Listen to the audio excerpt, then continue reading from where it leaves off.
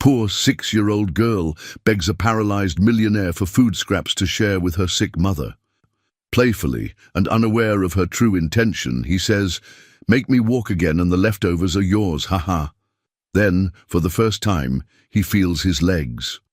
Before we get into it, if this video found you at the right moment, let me know with your favorite emoji.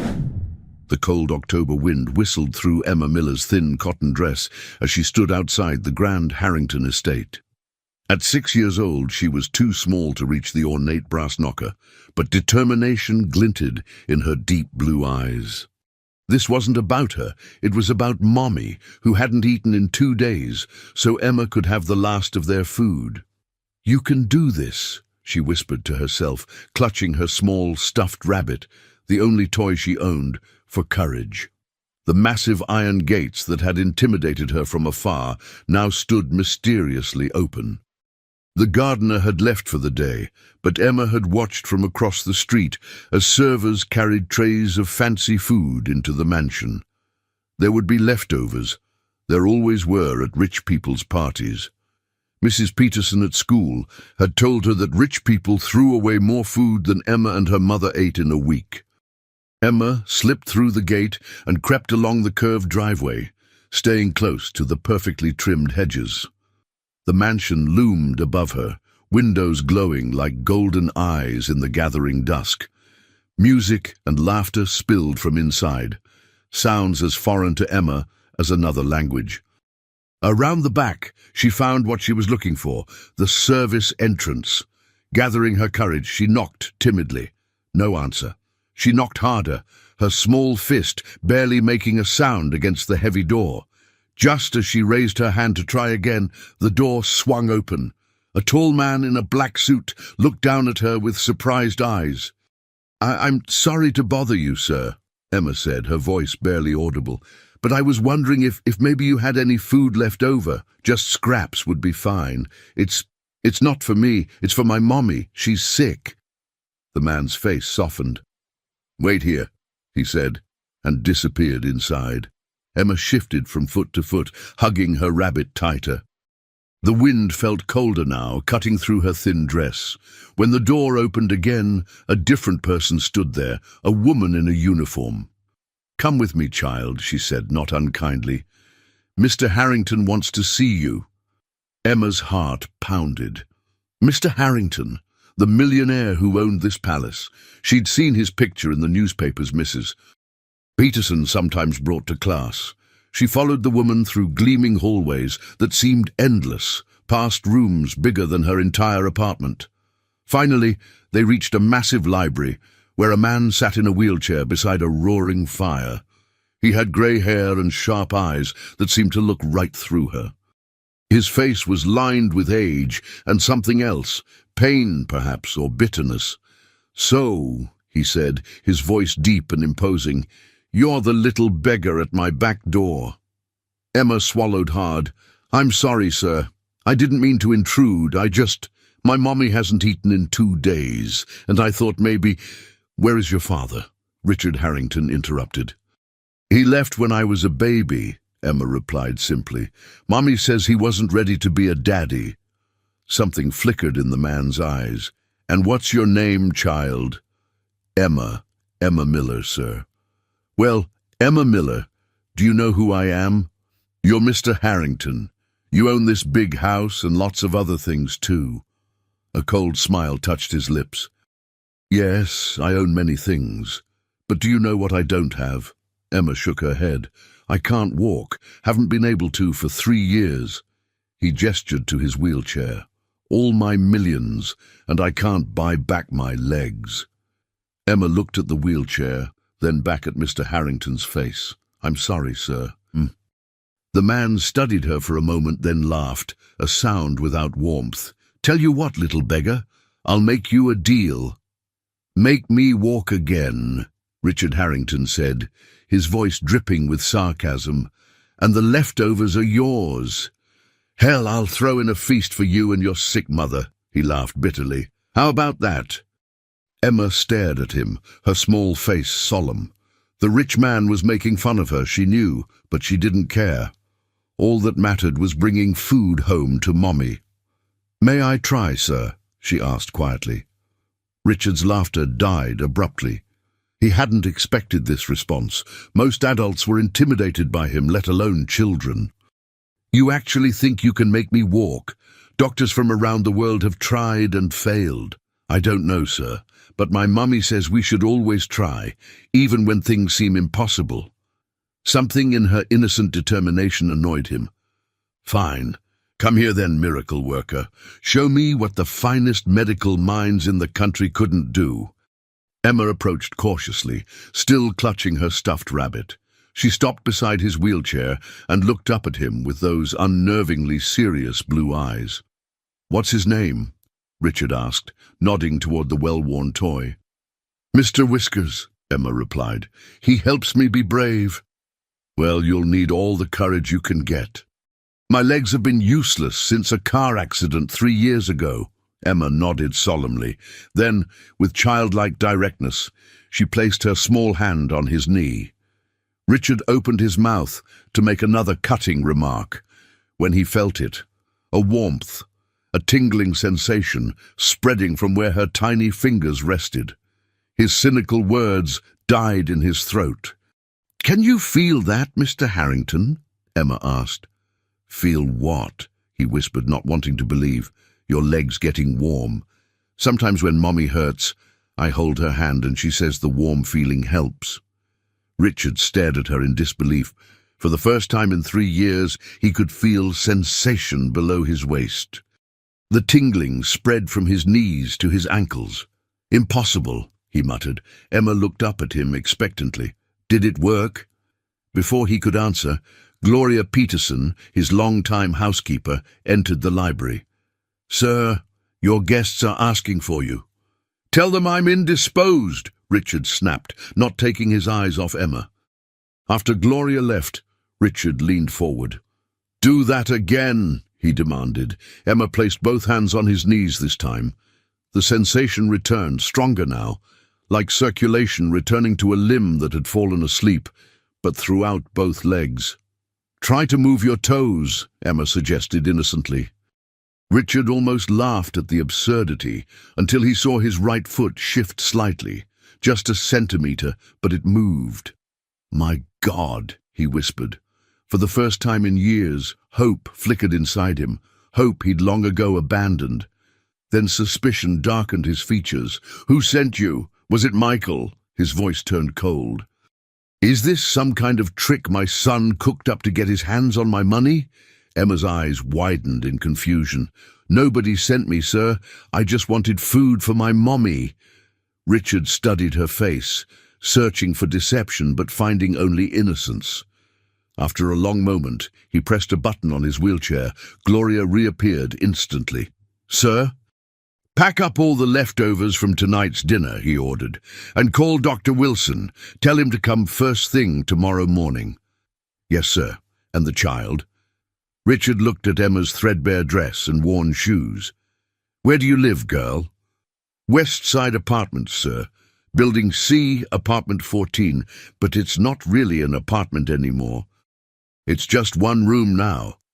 "The condemned building on Maple Street?" Gloria asked, shocked. Emma nodded. "Gloria, have Thomas bring the car around. We're taking this child home, and tell the kitchen to prepare a proper meal basket as well." After Gloria left, Richard turned back to Emma. "I'm going to drive you home and meet this mother of yours." "Really?" Emma's face lit up. "And can I have the leftovers like you promised? Child, if what just happened is real, you can have far more than leftovers." Sarah Miller's fingers trembled as she tried to thread the needle. The dim light from their single bulb made sewing nearly impossible, but the Andersons next door had promised $5 if she could mend their children's school uniforms by morning. $5 meant medicine for her persistent cough and maybe some bread and soup. She glanced at the cracked digital clock on the nightstand, 8:47 p.m. Emma should have been back from her friend Lily's house an hour ago. Sarah had hated sending her there at dinner time. It felt like begging, but Lily's mother had insisted after seeing how thin Emma had become. A knock at the door startled her. Heart racing, she set aside her sewing. No one ever visited them, especially not after dark. The neighborhood wasn't safe. "Who is it?" she called, her voice hoarse. "Mommy, it's me. I brought food." Sarah rushed to open the door, relief flooding through her. But her relief turned to shock when she saw not only Emma, but a well-dressed older man in a wheelchair and an elegant woman carrying several large bags. "Emma, what? Who?" she stammered. "This is Mr. Harrington, Mommy, and Miss Gloria. They brought us food." Sarah recognized Richard Harrington immediately. His face regularly appeared in the Boston business sections. What was a millionaire doing at their door? "Mrs. Miller," Richard said, his keen eyes taking in the sparse room, the single bed, the hot plate on a milk crate, the clothesline strung across one corner. "May we come in?" "Of course," Sarah managed, self-consciousness washing over her. She smoothed her worn sweater and brushed a strand of brown hair from her face. "I'm sorry about the accommodations." "No apologies necessary," Richard replied, as Gloria placed the bags on the small table. "Mommy, look!" Emma exclaimed, pulling out containers of food. "There's chicken and potatoes and vegetables and even cake." Sarah looked at Richard suspiciously. "I don't understand. Why would you bring us food?" "Your daughter came to my home tonight asking for leftovers," Richard explained. "She said you were ill." Sarah's face paled. "Emma, you didn't." She turned to Richard. "I'm so sorry, sir. I had no idea she would do such a thing. We're not beggars." "Mommy, I had to," Emma said. "You gave me your food again, and I saw you hiding your medicine because we couldn't buy more." Sarah's eyes filled with tears as she knelt to embrace her daughter. "Oh, sweetheart." Richard watched the exchange, something stirring within him that he hadn't felt in years. "Mrs. Miller," he said finally, "your daughter did something extraordinary tonight, something I can't explain." Sarah looked up, wiping her eyes. "What do you mean?" "I've been paralyzed from the waist down for 3 years. No sensation, no movement. The best specialists in the world gave me no hope of recovery." He paused. "When your daughter touched my legs, I felt them for the first time since my accident. I could even move my toes." Sarah's eyes widened in disbelief. That's not possible." "I would have said the same thing this morning," Richard replied. "Yet it happened." "Show her, Mr. Harrington," Emma urged. Under their watchful eyes, Richard concentrated on his right foot. Slowly, visibly, his foot lifted an inch off the footrest. Sarah gasped. "I don't understand," she whispered. "Neither do I," Richard admitted. "But I intend to find out." He looked directly at Sarah. "Mrs. Miller, I'd like to make you an offer. I want Emma to visit me regularly to see if this phenomenon continues. In exchange, I'll provide proper housing for you both, medical care for your condition, and ensure Emma receives a good education."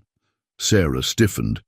"Mr. Harrington, I appreciate your generosity, but Emma is not some medical curiosity to be studied." "And I won't accept charity."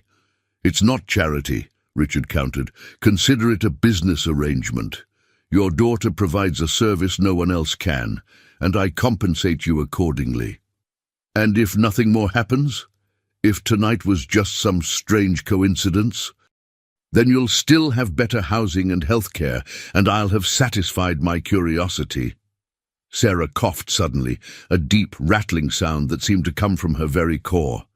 Emma looked at her with worried eyes. "Please, Mommy," Emma whispered. "Mr. Harrington was nice to me, and you need a doctor." Sarah looked from her daughter to Richard, conflict evident in her tired eyes. "1 week," she finally said. "We'll try for 1 week." Dr. Thomas Wilson had been Richard Harrington's physician for over 20 years. He'd guided him through heart palpitations, stress-induced ulcers, and finally the catastrophic spinal injury that had confined Richard to a wheelchair. In all that time, he'd never seen Richard as animated as he was this morning. It's unprecedented, Thomas, Richard insisted, pacing back and forth in his wheelchair. The sensation has remained. I can feel pressure, temperature, even this. He pinched his own thigh. Dr. Wilson frowned, setting down his stethoscope. Richard, I've examined you thoroughly. There's definitely increased neural activity compared to your last evaluation 6 months ago, but there's no medical explanation for such a sudden improvement. No medical explanation, Richard repeated incredulously. Then how do you explain this? He concentrated intensely, and his right foot lifted from the footrest again, higher than yesterday. Dr. Wilson's professional composure slipped momentarily, his eyes widening. That's remarkable. It's a miracle, is what it is, Gloria interjected from where she stood by the door. It's not a miracle, Dr. Wilson replied, his scientific mind rejecting the notion. There must be a physiological explanation. Perhaps the nerve pathways have been slowly healing all along, and we've reached a tipping point. Richard shook his head impatiently. For 3 years you've told me the damage was permanent. Then a 6-year-old girl touches my legs, and suddenly I'm regaining function. That's one hell of a coincidence. Speaking of this child, Dr. Wilson said, where is she now? Gloria is helping her mother get settled in the guest house, Richard replied. I've arranged for them to stay on the property temporarily. Dr. Wilson raised an eyebrow. That's unusually generous of you, Richard. Don't look at me like that, Thomas.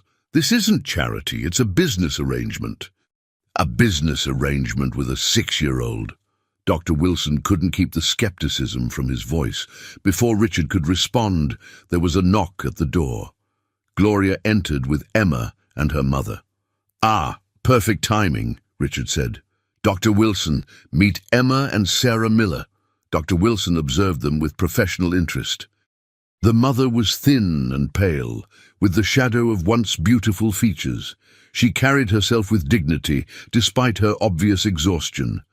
The child was remarkably self-possessed for her age, with observant blue eyes that seemed to take in everything. Mrs. Miller, it's a pleasure, Dr. Wilson said, extending his hand. And you must be the famous Emma. Emma nodded solemnly. Are you going to help Mr. Harrington walk again? That's the goal, young lady, though I admit I'm somewhat at a loss as to how to proceed. Perhaps a demonstration, Richard suggested. Sarah looked uncertain. Emma, you don't have to do anything you don't want to. It's okay, Mommy, Emma replied. I want to help. She approached Richard's wheelchair without hesitation. Unlike most children who would have been intimidated by the formal medical setting, Emma seemed perfectly at ease. She placed her small hands on Richard's knees, just as she had the previous evening. The room fell silent. Doctor. Wilson watched with scientific scrutiny. Sarah observed with maternal concern. Gloria looked on with undisguised hope. I feel it, Richard whispered after a moment, the warmth spreading down to my feet. Dr. Wilson stepped closer, his skepticism fighting with the evidence before his eyes. Richard's legs, normally pale and slightly atrophied, had gained color. Using a reflex hammer, Dr. Wilson tapped below Richard's knee. To his astonishment, there was a visible response, slight but unmistakable. Incredible, he murmured. Try to stand, Mr. Harrington, Emma suggested. Emma, Sarah cautioned, Dr. Wilson should decide what's safe. But Richard was already releasing the brake on his wheelchair. Help me, Thomas, he commanded. Dr. Wilson hesitated, then positioned himself to support Richard. This is highly irregular, Richard.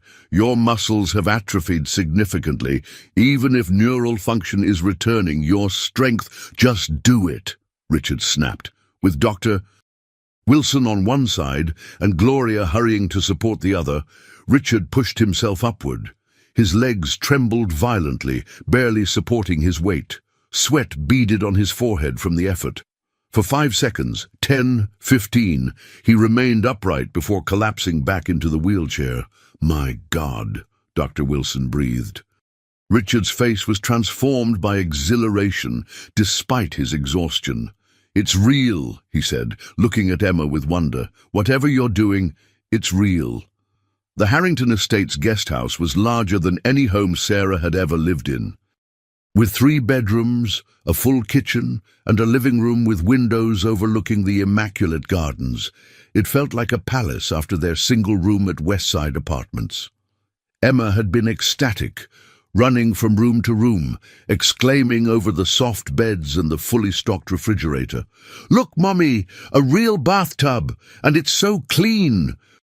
Now, as Sarah unpacked their meager belongings, everything they owned fit in 2 small bags, she couldn't shake her unease.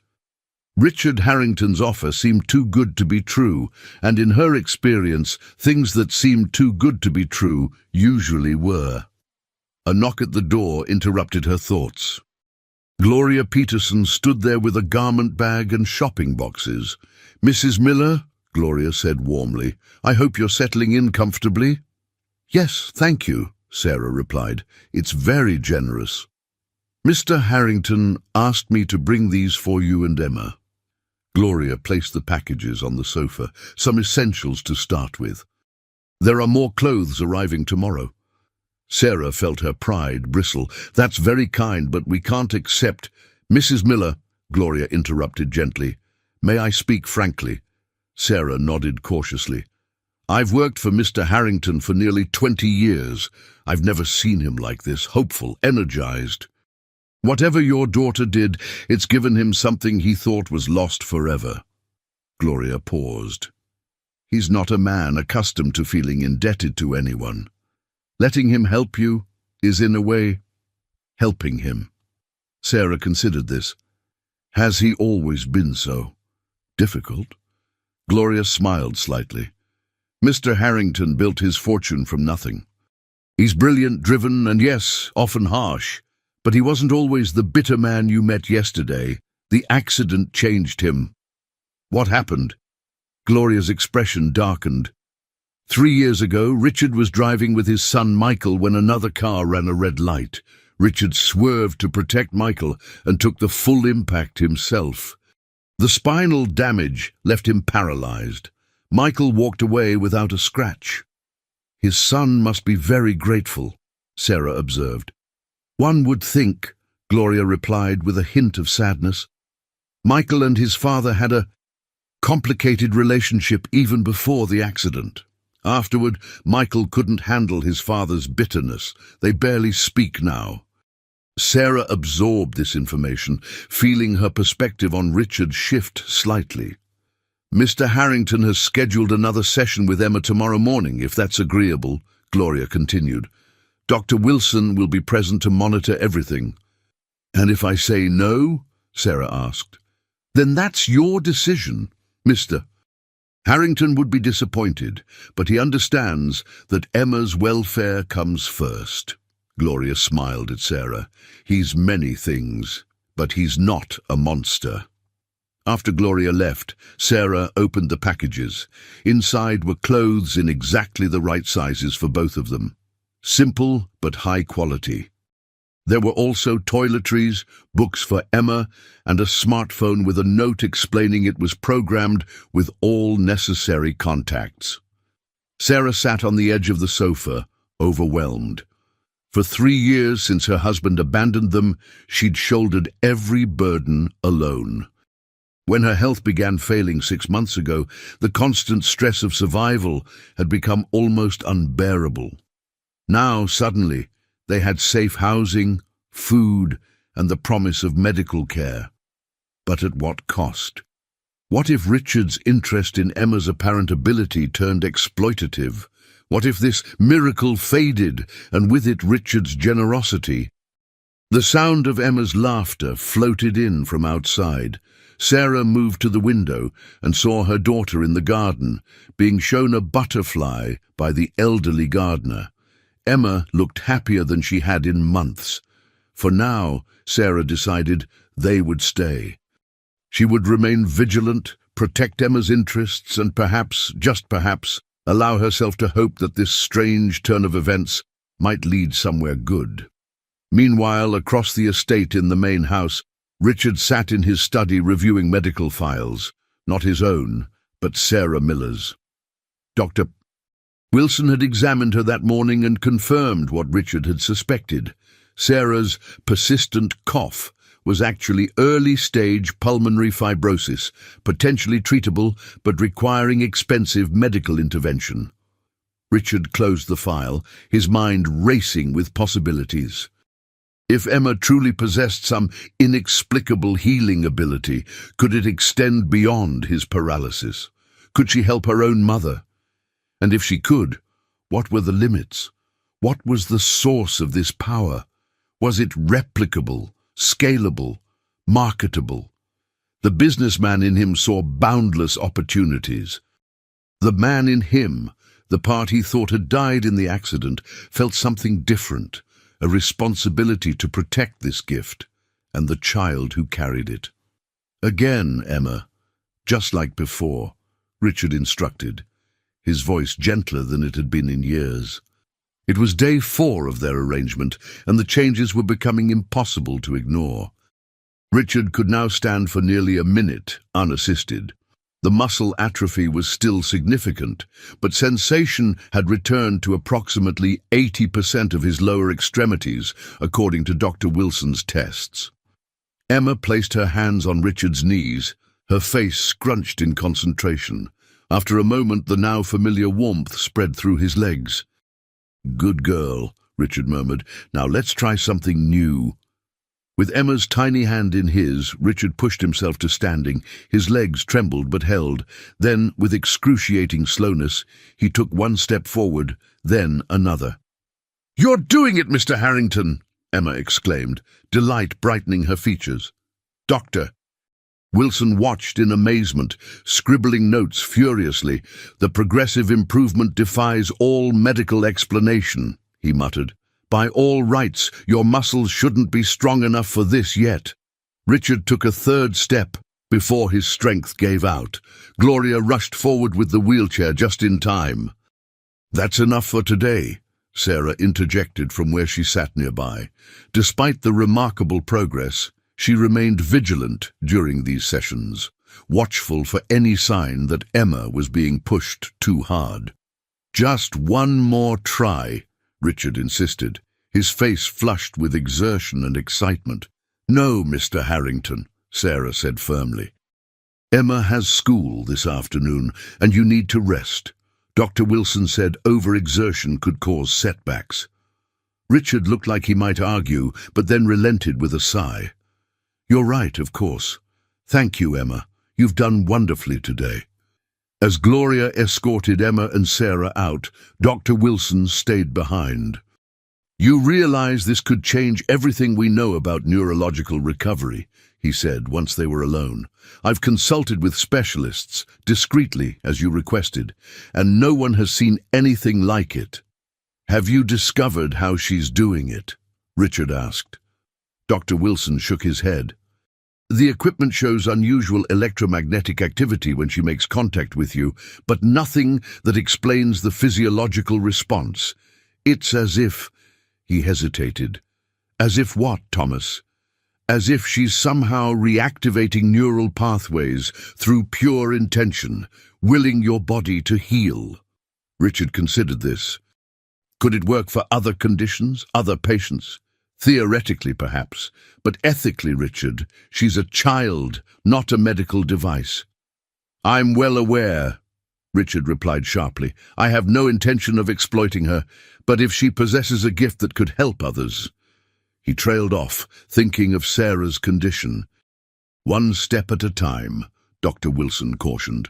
"For now, let's focus on your recovery and monitoring Emma for any negative effects." After the doctor left, Richard wheeled himself to the window. From there, he could see Emma in the garden, teaching Mr. Whiskers, her stuffed rabbit, how to have a tea party with the gardener's granddaughter who had come to visit. How strange that his salvation should come in such a small package. In just 4 days, Emma had given him more hope than he'd felt in 3 years. And it wasn't just the physical improvement. Something else was changing too. The bitterness that had encased his heart since the accident was beginning to crack.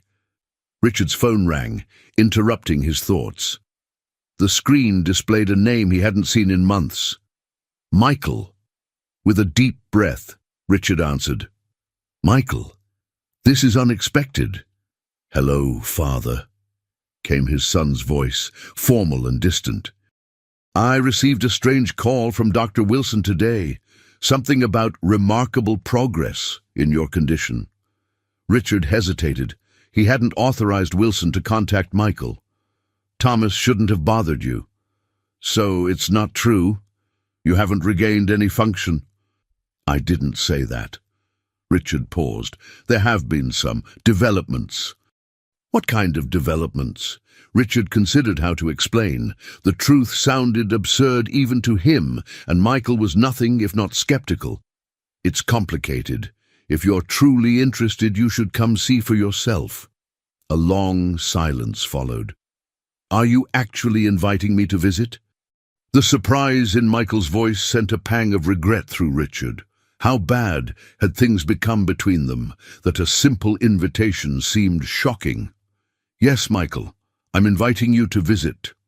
Another pause. I'll come tomorrow afternoon. After they hung up, Richard sat in silence, emotions he'd long suppressed rising to the surface. His relationship with Michael had been strained even before the accident. Richard's demanding nature and impossibly high expectations had driven a wedge between them.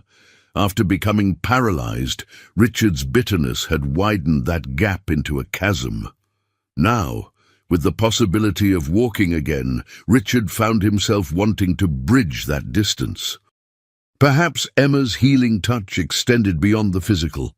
The thought of Michael meeting Emma suddenly made Richard uneasy. His son was shrewd, suspicious of anything that seemed too good to be true.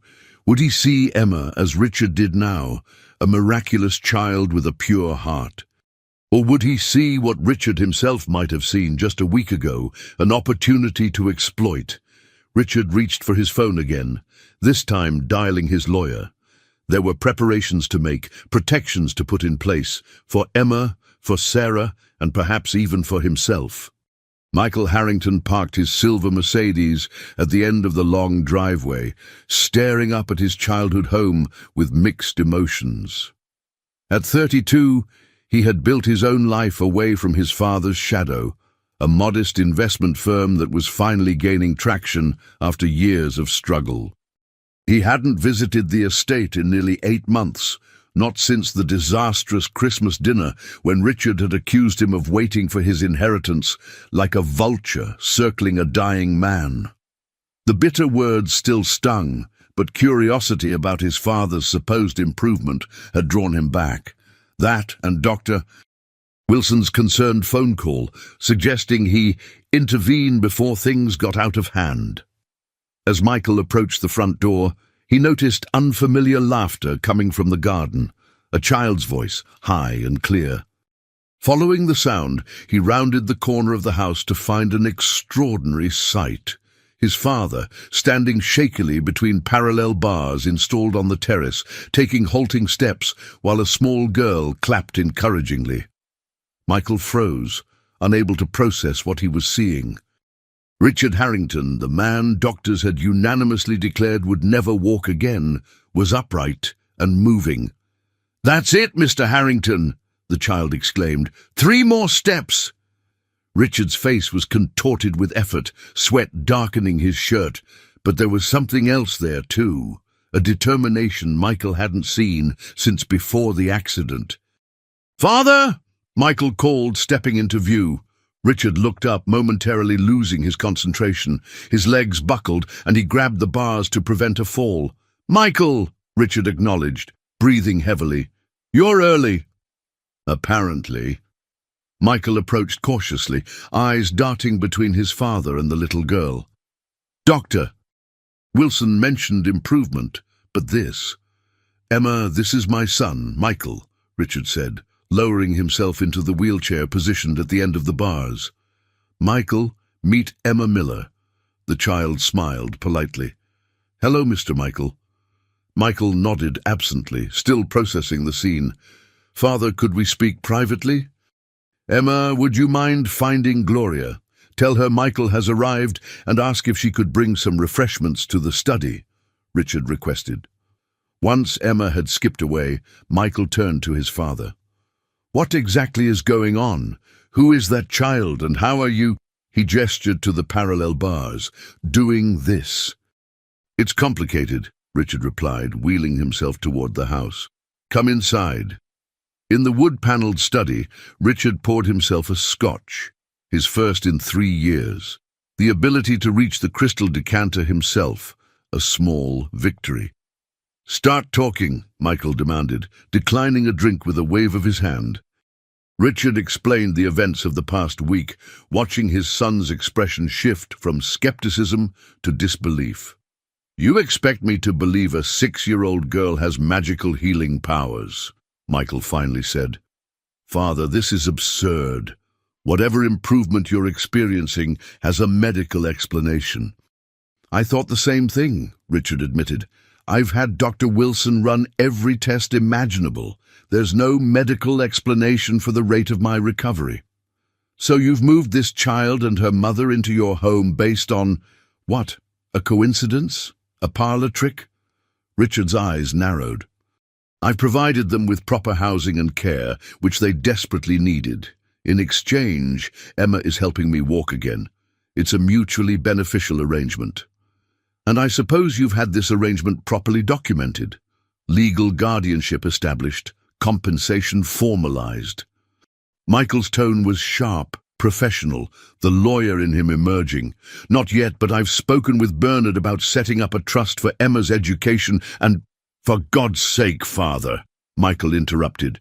Do you hear yourself? You've invited complete strangers into your home, given them access to everything, based on some inexplicable phenomenon that defies medical science. Have you considered that this might be an elaborate con? Richard's face hardened. You think I haven't considered that? I've had them thoroughly investigated. Sarah Miller is exactly who she claims to be, a widowed seamstress with mounting medical bills and a daughter she's struggling to support.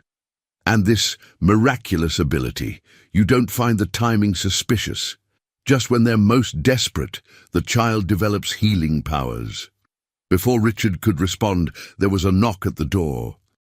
Gloria entered with a tray, followed by Emma carrying a small plate of cookies with intense concentration. I helped make these, Emma announced proudly, setting the plate down carefully. Thank you, Emma, Richard said warmly, his harsh expression softening instantly. Michael watched the interaction with narrowed eyes. The transformation in his father was jarring, from the bitter, isolated man of the past 3 years to this almost grandfatherly figure. After Gloria and Emma left, Michael leaned forward. I want to speak with Dr. Wilson directly, and I want to see these tests you mentioned. You think I'm being deceived, Richard stated flatly. I think you want to believe so badly that you're not asking the right questions, Michael countered. What do we actually know about this child? What's the scientific basis for what's happening? And most importantly, what do they want from you in the long run? Richard's jaw tightened. What Emma wants is food for her mother. What Sarah wants is medical care and safety for her daughter. Not everyone has an agenda, Michael. Everyone has an agenda, Father. You taught me that. A heavy silence fell between them, decades of tension condensed into a single moment. Stay for dinner, Richard finally said. Observe. Ask your questions. Then judge for yourself. Michael hesitated, then nodded. Fine. But I'm not promising to approve of whatever this is. I'm not asking for your approval, Richard replied coolly. I'm asking for an open mind, something I should have offered you more often. The unexpected admission caught Michael off guard. He studied his father, searching for the manipulation behind the words, but finding only genuine regret.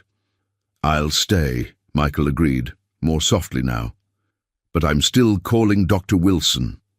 Sarah Miller stared at the medical report in her hands, the words blurring through her tears. Doctor. Wilson had been thorough, more thorough than any doctor she'd seen in years.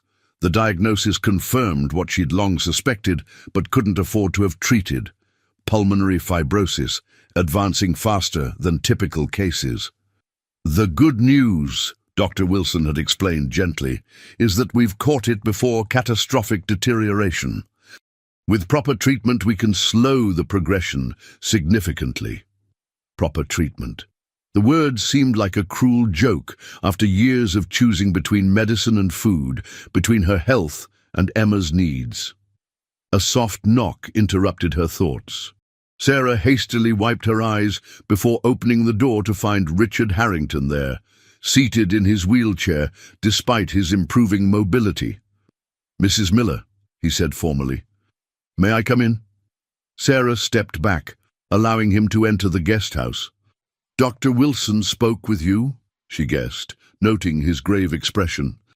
"He did," Richard confirmed. "I hope you don't mind. I asked him to be candid about your condition." "It's your right," Sarah replied. "You're paying for the examination." Richard frowned slightly. "This isn't about payment or obligation, Mrs. Miller. I'm concerned about you and about Emma." Sarah sank onto the sofa, suddenly exhausted. "How much time did he tell you I have?" "With aggressive treatment, several years, perhaps more." Richard wheeled closer. "I'd like to ensure you receive that treatment." "Why?" Sarah asked bluntly. "You've already been more than generous. You owe us nothing." Richard was silent for a moment. "Perhaps I feel I owe Emma everything." "Because she's helping you walk?" "Because she reminded me what it means to be human," Richard corrected. "Before Emma, I was merely existing. Now I'm living again. That's worth more than any treatment I could fund." Sarah studied him, searching for deception, but finding only sincerity. "Your son doesn't trust us," she observed. "I saw how he watched Emma at dinner." "Michael is protective," Richard acknowledged, "and skeptical by nature. His mother was the same way." "Was?" "Cancer, 12 years ago." Richard's eyes grew distant. "Michael was 20 then, old enough to understand, but young enough to still need his mother desperately." Sarah nodded, recognizing the shared pain of loss. "Emma's father left when I was 7 months pregnant. Said he wasn't ready for the responsibility." She gave a humorless laugh, as if I was. An understanding passed between them, two people who had faced life's hardest blows and kept moving forward. "Mrs. Miller, Sarah," Richard said, using her first name tentatively. "I have a proposal I'd like you to consider."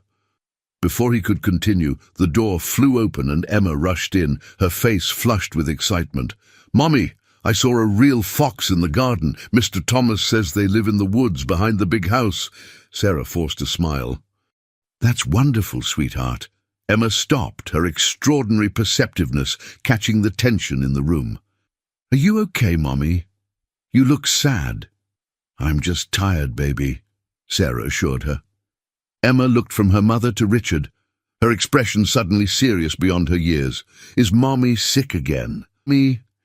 Richard and Sarah exchanged glances, silently debating how much to reveal. "Your mother needs some special medicine," Richard explained carefully, "but Dr. Wilson is going to help her get better." Emma approached her mother, climbing onto the sofa beside her. "I can help too," she said with absolute certainty, "like I'm helping Mr. Harrington." Sarah stroked her daughter's hair. "Oh, sweetheart, it's different. Mr. Harrington had an injury. Mommy's sickness is inside, in my lungs."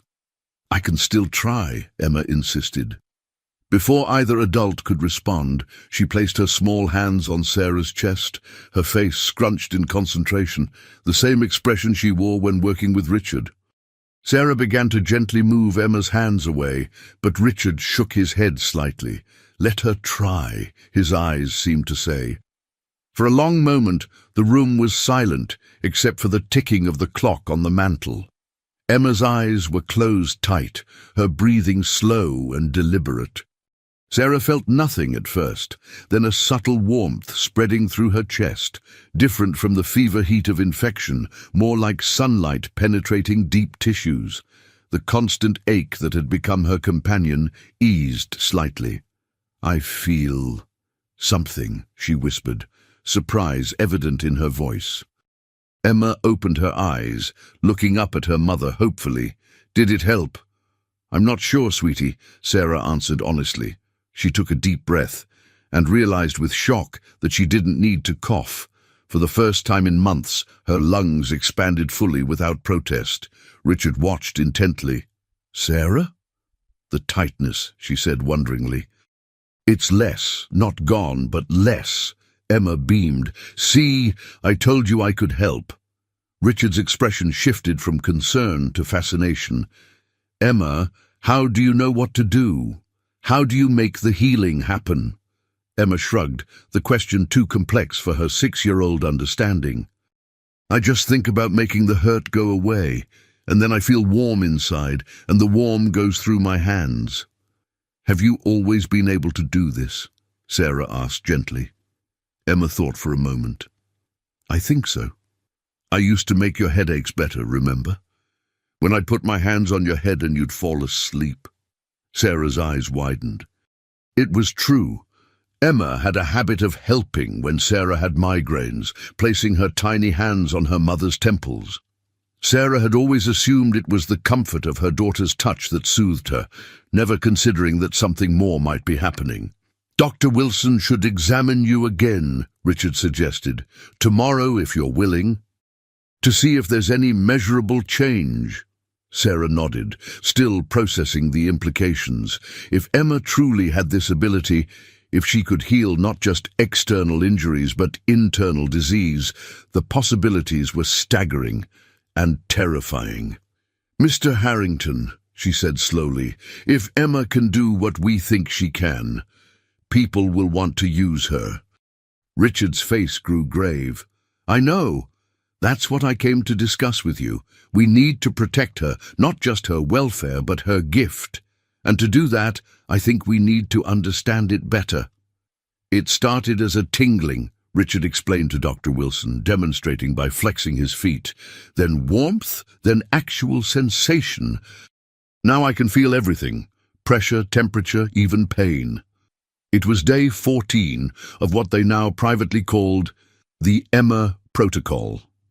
Richard sat on the examination table in his home medical suite, legs dangling over the edge, a position that would have been impossible 2 weeks ago. Dr. Wilson shook his head in amazement. "The MRI shows regeneration of neural pathways that were completely severed. It shouldn't be possible." "And yet it is," Richard replied. "The question is, how?" Michael, who had extended his visit indefinitely, leaned against the wall with arms crossed. "Have you considered genetic testing? Maybe there's something unique in her DNA." "Absolutely not," Sarah interjected firmly from where she sat nearby. "I won't have Emma treated like a lab specimen." "Mrs. Miller," Michael said with forced patience, "if we understood the mechanism, we could potentially help thousands of people with spinal injuries. Or you could exploit a 6-year-old girl," Sarah countered. "Turn her into a medical curiosity to be studied and prodded." Richard raised a hand, silencing them both. "No one is suggesting exploitation, but Michael raises a valid point about helping others." Sarah's expression remained stubborn. "Emma's gift is extraordinary, but she's still a child. Her welfare comes first." "I agree completely," Richard assured her, "which is why I've drawn up these papers." He gestured to a folder on the nearby desk. "A legal framework to protect Emma and ensure her future, regardless of what happens with her ability." Sarah accepted the folder cautiously. "What kind of framework?" "A trust fund for Emma's education through college, a health insurance policy for both of you, and legal guardianship provisions should anything happen to you." Sarah's eyes widened. "Guardianship?" "Only as a contingency," Richard clarified quickly. "Given your condition, it seemed prudent to establish a safety net." "And who would be this guardian?" Sarah asked, though she already suspected the answer. "I would," Richard said, "unless you'd prefer to designate someone else." Michael made a small sound of disbelief. "Father, this is necessary," Richard finished firmly. "Emma has changed my life, Michael. I owe her security at minimum." Sarah began to respond when the door opened and Gloria appeared with Emma, who had been in the kitchen making cookies with the cook. "Look, Mommy, we made snickerdoodles," Emma proclaimed, offering a slightly misshapen cookie. The tension in the room dissipated as the adults turned their attention to the child. Sarah accepted the cookie with a smile that didn't quite reach her eyes. "Dr. Wilson, did you see? Mr. Harrington can almost walk by himself now," Emma said proudly. "I did see," Dr. Wilson replied kindly. "It's quite remarkable." Emma turned to Michael, offering him a cookie as well.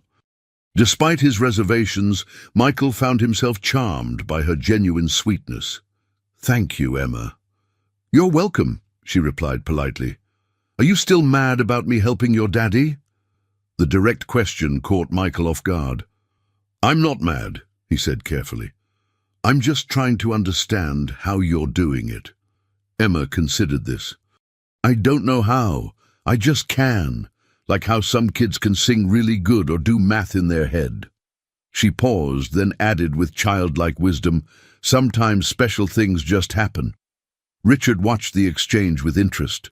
For all his initial skepticism, Michael seemed increasingly drawn to Emma, as everyone was. There was something about her beyond the healing ability, a pure-hearted empathy that touched even the most guarded individuals. "Emma," Dr. Wilson said gently, "may I ask you something? Have you ever helped someone heal before Mr. Harrington and your mother?" Emma thought for a moment. "I fixed Lily's finger when she got a paper cut at school. And Mr. Jenkins' dog was limping, and I petted his leg, and then he could run again." Sarah looked startled. "You never told me about Mr. Jenkins' dog. You were sleeping, Mommy. It was when you were really tired all the time." The adults exchanged glances, processing this new information. Emma had apparently been using her ability instinctively, without understanding its significance. "Emma," Richard said carefully, "what's the biggest hurt you've ever fixed?" Emma's face grew solemn. "Grandma Rose was really sick last year. The doctors said she would go to heaven soon." Sarah gasped softly. "My mother recovered from stage 4 pancreatic cancer last spring. The doctors called it a spontaneous remission, a medical miracle. I just holded her hand a lot," Emma explained simply. "Every day when we visited the hospital." Dr. Wilson leaned forward. "And now your grandmother is well?" "She moved to Florida," Emma said with a shrug. "She sends me postcards with alligators on them." The implications hung heavy in the air. If Emma had unknowingly cured terminal cancer. "This changes everything," Michael murmured, his skepticism finally crumbling under the weight of evidence. "No," Sarah said firmly, pulling Emma closer to her side. "It changes nothing. Emma is still a little girl, not a miracle cure." Richard watched the protective fire in Sarah's eyes and made a decision. Sarah's right. Whatever we do next, Emma's childhood remains the priority. He reached for the parallel bars and pulled himself to standing, a movement that was becoming smoother each day. Slowly, deliberately, he took 4 steps without assistance. "Emma has given me back my mobility," he said, emotion thickening his voice. "I won't repay that gift by taking away her chance to be a normal child." Michael Harrington sat across from Janet Rhodes, his father's longtime publicist, in a downtown coffee shop far from the estate. The busy atmosphere ensured their conversation wouldn't be overheard. "You're sure about this?" Janet asked, reviewing the documents he'd provided. "It sounds implausible." "I've seen it with my own eyes," Michael replied. "My father is walking again, actually walking, after 3 years of paralysis. The medical community declared it impossible." Janet whistled softly. "And this child is responsible. Through what? Touch healing? Something like that." Michael sipped his coffee. "The point is, it's real and it works. The potential applications are limitless." So why come to me instead of going public through official channels? Why not medical journals, clinical trials? Michael leaned forward. Because my father is being overprotective. He's formed an emotional attachment to the girl and her mother. He's refusing to consider the broader implications. Janet studied him shrewdly. And you disagree with this approach. Think about it, Janet. A child who can cure paralysis, cancer, potentially any illness or injury. That's not something that should be kept private. It could change medicine forever. It could also create chaos, Janet pointed out. Every desperate parent, every terminal patient would descend on this child. It would be a media frenzy. Which is why we need to control the narrative, Michael countered. A carefully managed revelation, scientific validation, then a structured program to maximize the benefit while protecting the child. Janet tapped her pen against the table thoughtfully. Your father must have considered this. What's his position? Michael's expression hardened slightly. He wants to keep it quiet, at least for now. He's set up a trust fund for the girl, is treating the mother's pulmonary fibrosis, and acts like that's sufficient. And what do the mother and child want? The mother is protective, cautious. The child is 6. She doesn't understand the significance. Janet set down her pen. Michael, I've known you since you were a teenager. You've always been ambitious, strategic. What's your real interest here? Michael hesitated, then spoke with careful precision. I believe this discovery could be the most significant medical breakthrough of the century. It should be properly documented, researched, and implemented, not kept secret because of my father's emotional attachments. And the fact that Harrington Medical Technologies would be positioned to facilitate this implementation is just a coincidence? Janet asked skeptically. Michael didn't flinch. Business opportunities and humanitarian benefits aren't mutually exclusive. Janet gathered the documents. I'll help you prepare a strategy, but on one condition. Nothing goes public without your father's consent and the mother's agreement. This isn't just about medical advancement or business opportunities. It's about a child's life. Michael nodded reluctantly. Agreed. For now. Meanwhile, back at the Harrington estate, Emma sat on the terrace with Richard, watching birds at the feeder. In the 3 weeks since their first encounter, Richard had progressed from wheelchair to walker to cane. Today he sat in a regular chair, his wheelchair nowhere in sight. Mr. Harrington, Emma asked, breaking their companionable silence. Yes, Emma. Are you and Mr. Michael mad at each other? Richard sighed. Emma missed little. Not mad, exactly. We have different ideas about some things. About me helping people? Emma asked perceptively. Richard turned to her, surprised. You've been listening to our conversations. Emma nodded solemnly. Mr. Michael thinks I should help lots of people, not just you and Mommy. And what do you think about that? Richard asked carefully. Emma considered the question with the pure, uncomplicated reasoning of a child. I like helping people. It makes my heart feel big. She spread her hands over her chest to demonstrate. But sometimes after helping a lot, I get really, really tired. Richard frowned. Tired how? Like I need to sleep right away. And sometimes I get really hungry, like my tummy is empty even if I just ate. Alarm bells rang in Richard's mind. No one had considered the physical cost to Emma of these healing sessions.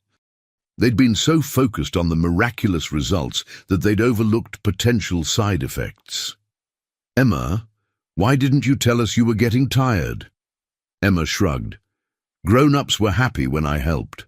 I didn't want to make them sad. A wave of guilt washed over Richard. They had been so careful about Emma's emotional well-being, yet they'd missed something fundamental. Emma, listen to me, Richard said, taking her small hands in his. Your gift is extraordinary, but your health and happiness come first, always. If helping makes you tired, you must tell us immediately. Promise? I promise, Emma replied. But I still want to help you walk all the way better. Richard squeezed her hands gently. You already have, more than you know. Later that evening, Richard called an unexpected meeting in his study with Sarah, Dr. Wilson and Michael. We're suspending the healing sessions, Richard announced without preamble. What? Why? Michael demanded. Emma is experiencing fatigue and hunger after healing, physical symptoms we've completely overlooked, Richard explained. We have no idea what this energy transfer is doing to her body. Dr. Wilson looked troubled. I should have anticipated this. Any energy expenditure requires fuel. If Emma is somehow transferring healing energy, her body must be producing it at a cost. All the more reason to conduct proper studies, Michael argued, to understand the mechanism and ensure it's safe. Or all the more reason to stop, Sarah countered. Emma's health isn't something we experiment with. We need to find a balance, Richard said. Limited sessions, carefully monitored, with proper rest and nutrition for Emma. And absolutely no external involvement until we understand the full implications. Michael stood abruptly. This is short-sighted. There are people suffering who could benefit, and there's a 6-year-old girl who could be harmed, Richard interrupted sharply. My decision is final, Michael. After Michael stormed out, Dr. Wilson quietly suggested monitoring Emma's glucose levels and vital signs before and after healing sessions to better understand the physical demands. A reasonable compromise, Richard agreed, looking to Sarah for approval. She nodded reluctantly. But at the first sign of anything concerning, we stop completely. None of them noticed Gloria standing just outside the partially open door, or Michael speaking urgently into his phone as he strode away down the hall. Sarah woke to the sound of voices, urgent, agitated voices, coming from downstairs. Glancing at the clock, 5:47 a.m., she pulled on her robe and checked Emma's room. Her daughter slept peacefully, Mr. Whiskers clutched tightly against her chest. Following the voices, Sarah found Richard and Michael in a heated confrontation in the kitchen, with Gloria hovering nervously nearby. How could you do this without consulting me? Richard demanded, brandishing a tablet displaying a news website. The headline made Sarah's blood run cold. Miracle child, millionaire's secret cure. It wasn't supposed to go public yet, Michael was saying defensively. Janet was just preparing a strategy, which included leaking information to test public reaction. Richard's voice was ice. Don't insult my intelligence, Michael. I know how these things work. Sarah snatched the tablet, scanning the article with growing horror. There were no names or photographs, but the details were specific enough. A wealthy Boston businessman, recovering from paralysis thanks to a child with unexplained healing abilities. What have you done? Sarah whispered, looking at Michael with dawning comprehension. Michael straightened, defensive but unapologetic. What needed to be done? This discovery is too important to keep hidden. It wasn't your decision to make, Richard said. Emma is not your child. Her ability is not your property. No, it's not, Michael agreed. It belongs to humanity. Think of the suffering that could be alleviated. At what cost? Sarah interrupted, her voice rising. My daughter's childhood? Her safety? Her health? With proper management, Michael began. Management? Sarah echoed incredulously. She's a 6-year-old girl, not a medical device to be managed. Richard placed a steadying hand on Sarah's shoulder before turning back to Michael. How much does this source know? Who else have you told? Before Michael could answer, the house phone rang. Gloria answered it, her expression growing increasingly alarmed. Sir, she said after hanging up, that was security. There are reporters at the gate. 3 news vans so far. Richard's face darkened. Get Dr. Wilson here immediately, then call Bernard and have him prepare the helicopter. We need to move Sarah and Emma somewhere safe. Michael stepped forward. Father, be reasonable. We can control this situation. A press conference, proper scientific validation. You've lost the right to offer opinions on this matter, Richard cut him off. You betrayed my trust and put a child at risk. I did what you were too emotionally involved to do, Michael shot back. This discovery doesn't belong to you. No, Sarah said quietly, a dangerous calm settling over her. It belongs to Emma, and you've taken away her choice. The next hours passed in a blur of activity. Doctor Wilson arrived, grim-faced, confirming what they already knew. The story was spreading rapidly. More reporters arrived, along with curious onlookers. Someone had leaked Emma's healing ability to social media, and the story was going viral. By mid-morning, Richard's private helicopter landed on the estate's helipad. The plan was simple: evacuate Sarah and Emma to Richard's private island off the main coast, while his legal team worked to contain the situation. Sarah stood in Emma's room, hastily packing essentials. Emma sat on the bed, confused by the sudden chaos. "Are we going on vacation, Mommy?" she asked. Sarah forced a smile. "Something like that, sweetheart. An adventure. Is Mr. Harrington coming too?" "He'll join us soon," Sarah assured her, though Richard had been adamant that he needed to stay behind to handle the fallout. Emma clutched Mr. Whiskers tighter. "I don't want to go without saying goodbye." Sarah checked her watch anxiously. The helicopter was waiting, and security reported more media arriving by the minute. "We'll see him before we go," she promised. Downstairs, they found Richard in his study with Dr. Wilson and Bernard, his attorney. Richard's face lit up when Emma entered, though strain showed around his eyes. "There's my girl," he said warmly, opening his arms.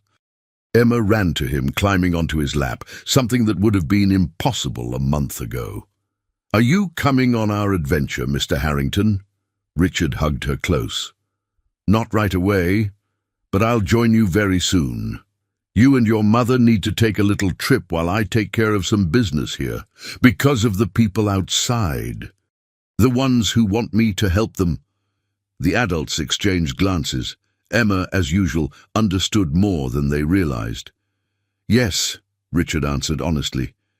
"People have heard about your special ability and they're very excited. But we need to make sure everything is organized properly before you meet anyone new." Emma nodded solemnly. "I can't help everyone at once. I'd get too tired."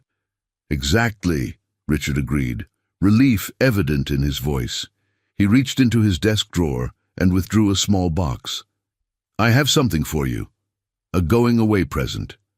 Emma opened the box to find a delicate silver bracelet with a single charm, a small rabbit like Mr. Whiskers. "It's beautiful," she gasped. "It's also special," Richard explained, helping her put it on. "See this tiny blue dot? It's a tracker, so I'll always know where you are. If you ever need me, just press it 3 times and I'll come right away." "Like magic?" Emma asked, eyes wide. "Like technology," Richard corrected with a smile, "but just as reliable." A sharp knock interrupted them. Gloria entered, looking anxious. "Sir, we have a situation. Someone's leaked the helicopter plan. There are reporters heading to the helipad now." Richard's face hardened. "Plan B, then. The boat." Bernard nodded, already on his phone, making arrangements. Richard turned back to Emma. "Slight change of plans, sweetheart. You and your mother are going to take my boat instead. It will be like a pirate adventure." Emma's eyes lit up. "With treasure?" "The greatest treasure of all," Richard said softly. "Your safety." Jeet, the morning sun sparkled on the Atlantic as Richard's yacht, Serendipity, cut through the waves toward his private island. On the aft deck, Emma watched dolphins play in the boat's wake, her excitement temporarily overshadowing the rushed departure and the tension emanating from the adults. Below deck, Sarah spoke quietly with Richard via satellite phone. "The news is everywhere," she said, scanning headlines on a tablet.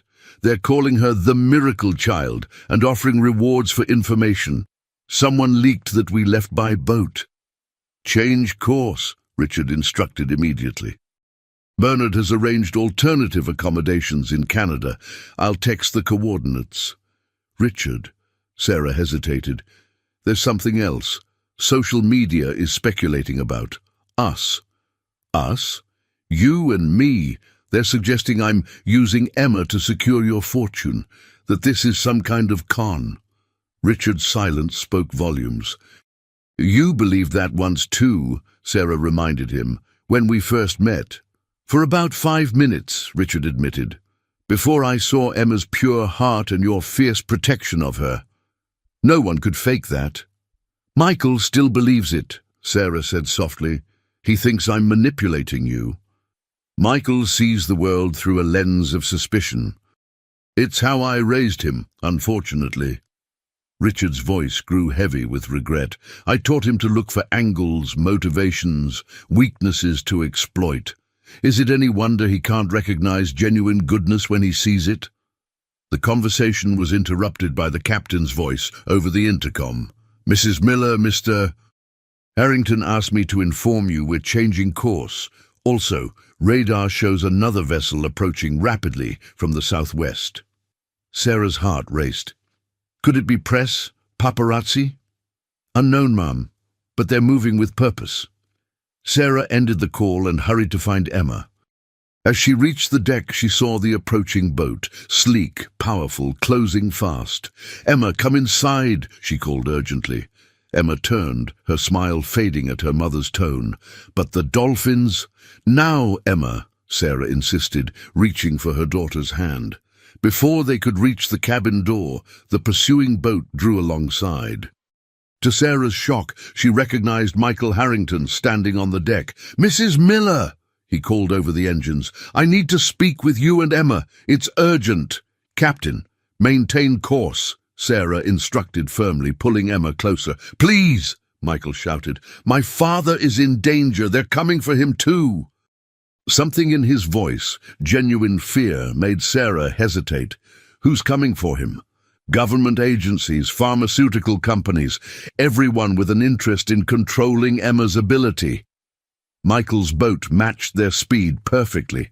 They raided the estate an hour after you left. Sarah's blood ran cold. Emma, go to our cabin and stay there, she instructed. Lock the door and don't open it for anyone but me.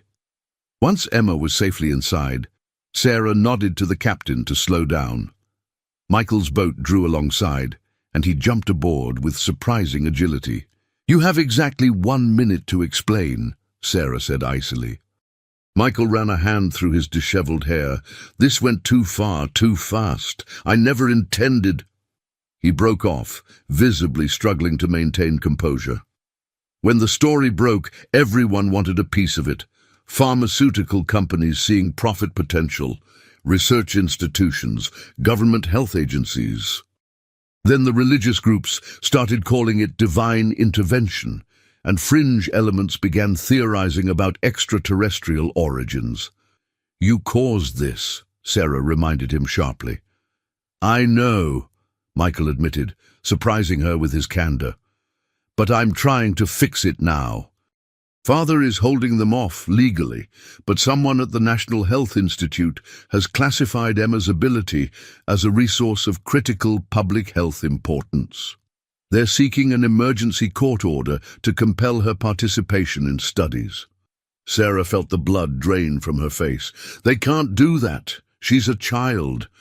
They're arguing that the potential to save millions of lives outweighs individual rights. Michael's expression was grim. Father is fighting it, but it won't hold for long. We need to get Emma somewhere beyond their reach until we can establish legal protections. And why should I trust you now? Sarah demanded. After what you did? Michael met her eyes directly. Because despite our differences, we both want to protect Emma. And because my father asked me to help you. He pulled out his phone, showing a text from Richard. Find them. Keep them safe. Make this right. Before Sarah could respond, Emma's scream pierced the air. Sarah bolted for the cabin, Michael close behind. They found Emma pressed against the cabin wall, eyes wide with terror. Mommy! Mr. Harrington is hurt. I saw it! Sarah knelt beside her. What do you mean you saw it? In my head! Emma cried, tapping her temple frantically. He fell down, and there are bad men in his house, and he's calling for me. She thrust out her wrist, showing the bracelet. "It got hot, Mommy. It's the signal." Michael grabbed Emma's wrist, examining the bracelet. "The tracker. It has a panic function. It would only activate if Father were in serious danger. We have to go back." Emma insisted, tears streaming down her face. "He needs me." Sarah looked at Michael, seeing her own fear reflected in his eyes. "Could this be a trap, to draw us back?" "Possibly," Michael admitted. "But if my father is truly in danger—" Sarah made a swift decision. "We go back, but not directly to the estate. We need somewhere secure to assess the situation." Michael nodded. "I have a cabin in the woods nearby, completely off-grid. Father and I are the only ones who know about it." "Mommy, hurry," Emma pleaded. "Mr. Harrington is getting colder." The journey back was tense, with Emma growing increasingly agitated. "I can feel him, Mommy," she kept saying. "He's slipping away." When they finally reached the secluded cabin, Michael immediately established secure communications with his father's security team. The news was grim. Richard had suffered a massive stroke shortly after Sarah and Emma's departure. He was alive but unresponsive in the hospital, under guard from both his own security and government agents. "It's the stress," Dr. Wilson confirmed via encrypted video call. His blood pressure was dangerously high after the confrontation with the authorities. The stroke affected the left side of his brain. He's stable but critical. "I can help him," Emma said with quiet certainty, having listened from the doorway, "like I helped Grandma Rose." Sarah and Michael exchanged glances. "It's too dangerous," Sarah began. "The authorities—" "Will be focused on the hospital," Michael finished. "But I can get us in through the service entrance. Father's security team is still loyal to him, not the government agents." Sarah looked at her daughter, so small, yet so determined. "Emma, helping Mr. Harrington might make you very tired, more tired than ever before. A stroke is very serious." "I know, Mommy," Emma replied with that eerie wisdom that sometimes emerged. "But he saved us when we were hungry. Now I need to save him." 3 hours later, disguised as hospital staff, they slipped into Richard's private room. The sight of him, pale, motionless, connected to numerous machines, brought tears to Emma's eyes. "He looks like he's sleeping," she whispered. "He is, in a way," Dr. Wilson explained gently. "His brain is trying to heal itself." Emma approached the bed without hesitation. "I need to hold his head, like I did with Grandma Rose."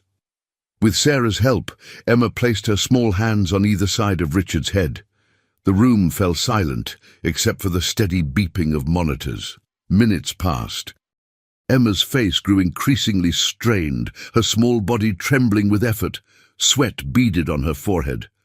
"Emma, that's enough," Sarah urged, growing alarmed. "Not yet," Emma insisted, her voice barely audible. "He's coming back. I can feel him." As if in response, Richard's fingers twitched, his eyelids fluttered. "Brain activity is increasing," Dr. Wilson reported, watching the monitors in astonishment. Emma swayed suddenly, her face deathly pale.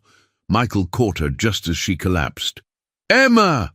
Sarah cried, rushing to her daughter. "She's exhausted," Dr. Wilson said, checking her pulse. "Her blood sugar has crashed. She needs glucose immediately." As they tended to Emma, a weak voice came from the bed. "Emma?"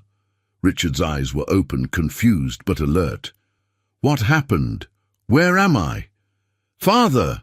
Michael moved to his side. "You had a stroke. Emma brought you back." Richard struggled to sit up. "Where is she? Is she all right?" "She's depleted but stable," Dr. Wilson assured him. "Just as we feared, the healing takes a physical toll on her." Richard's gaze found Emma's unconscious form in Sarah's arms. "Oh my God, what have we done?" Hours later, when Emma finally woke in a private room adjacent to Richard's, her first words were, "Did I help Mr. Harrington?" Sarah, who hadn't left her side, nodded through tears. "Yes, baby. The doctors say it's miraculous. He's already regaining function that should have taken months of rehabilitation. Emma smiled weakly. Good. I was afraid I wouldn't be strong enough. Richard appeared in the doorway, walking with a cane, but otherwise showing remarkably few effects from the stroke. You were more than strong enough, he said softly. You were extraordinary. Michael stood behind his father, his expression transformed by what he had witnessed. The skeptical businessman had given way to something more humble, more human. Emma, Richard continued, approaching her bed, what you did for me, both times, I can never repay. But I can promise you this, your gift will remain yours to share as you choose, when you choose. No one will force you to use it. No one will study you without your permission. I will use every resource I have to ensure that. We both will, Michael added quietly. I was wrong, Emma. I'm so sorry. Emma looked between them, then at her mother. I just want to help people, she said simply, but not all at once, and not if it makes people fight. Sarah stroked her daughter's hair. We'll find a way, sweetheart, a way that protects you while allowing you to share your gift with those who truly need it. Richard nodded. A foundation, perhaps. Foundation. Strictly controlled, with you and your mother making all decisions, when you're older if you choose. And school, Emma asked hopefully. Can I still go to regular school? Of course, Sarah promised. You're a little girl first, miracle worker second. As evening fell, with Emma sleeping peacefully and security ensuring their privacy, Richard and Sarah stood at the hospital window, watching the sunset. What now? Sarah asked softly.